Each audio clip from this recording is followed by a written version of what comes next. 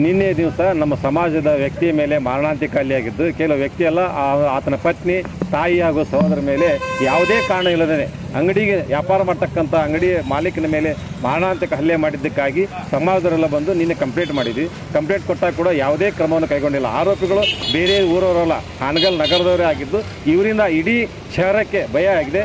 ಇವರಿಂದ ಹೆಣ್ಣುಮಕ್ಕಳು, ವಿದ್ಯಾರ್ಥಿನಿಯರು ಹಾನಗಲ್ಲಿಗೆ ಬಂದು ಹೋಗೋದು ಕೂಡ ದುಸ್ತರವಾಗಿದೆ. ಕಾನೂನು ಕ್ರಮ ಕೈಗೊಂಡು ಇಂಥ ಶಕ್ತಿಗಳನ್ನು ಮಟ್ಟ ಹಾಕಿ ಕಾನೂನಿನ ಸೂಕ್ತ ಕ್ರಮ ತೆಗೆಯಬೇಕನ್ನೋದು ನಮ್ಮೆಲ್ಲರ ಉದ್ದೇಶವಾಗಿದೆ.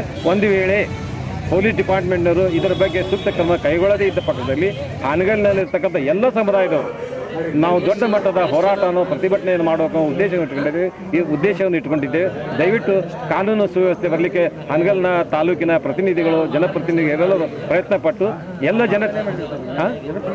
ಯಾವುದೇ ಕಾರಣ ಇಲ್ಲ. ಅಂಗಡಿಯಲ್ಲಿ ವ್ಯಾಪಾರ ಮಾಡಿಕೊಂಡು ಕೊಳ್ತಕ್ಕಂಥ ವ್ಯಕ್ತಿಯನ್ನು ಅಂಗಡಿ ಒಳಗೆ ನುಗ್ಗಿ ಅಂಗಡಿಯಲ್ಲಿದ್ದಂಥ ಗ್ಲಾಸ್ಗಳನ್ನು ತೆಗೆದುಕೊಂಡು ಅವನ ತಲೆಗೆ ಹೊಡೆದು, ಗಂಡಿಗೆ ಹೊಡಿತಾ ಹೆಂಡತಿಗೂ ದೂಡಿ, ತಾಯಿಗೆ ದೂಡಿ, ಅವ್ರ ಸಹೋದರನ ದೂಡಿ, ಎಲ್ಲರಿಗೂ 6 ವ್ಯಕ್ತಿಗಳು ಕರ್ಕೊಂಡು ಇವ್ರ ಮೇಲೆ, ಆ ಕುಟುಂಬದವ್ರ ಮೇಲೆ ಹಲ್ಲೆ ಮಾಡಿದ್ದಾರೆ. ಅವ್ರ ದೇಶ ಯಾವುದೇ ರೀತಿಯ ದ್ವೇಷ ಇಲ್ಲ. ಆ ವ್ಯಕ್ತಿ ಹಲ್ಲೆ ಮಾಡಿದ್ರೆ ಇಲ್ಲಿ ಇಷ್ಟೊತ್ತು ನಮ್ಮ ಹಿರಿಯರು ಹೇಳಿದ್ರಲ್ಲ, ನಿನ್ನೆ ಒಂದು ಮಾರಣಾಂತಿಕ ಹಲ್ಲೆ ಆಗಿತ್ತು. ನಾವು ಕೂಡ ಬಂದಿದ್ವಿ ಸ್ಟೇಷನ್ಗೆ. ಬಂದಾಗ ಹಾನಗಲ್ CPI ಅವರಾದಂಥ ಅನಿಕಿವಿ ಅವರು, ಇಲ್ಲ ನಾ 24 ಗಂಟೆ ಒಳಗೆ ಅವ್ರನ್ನ ಬಂಧಿಸ್ತೇವೆ ಅಂತ ಹೇಳಿದರು.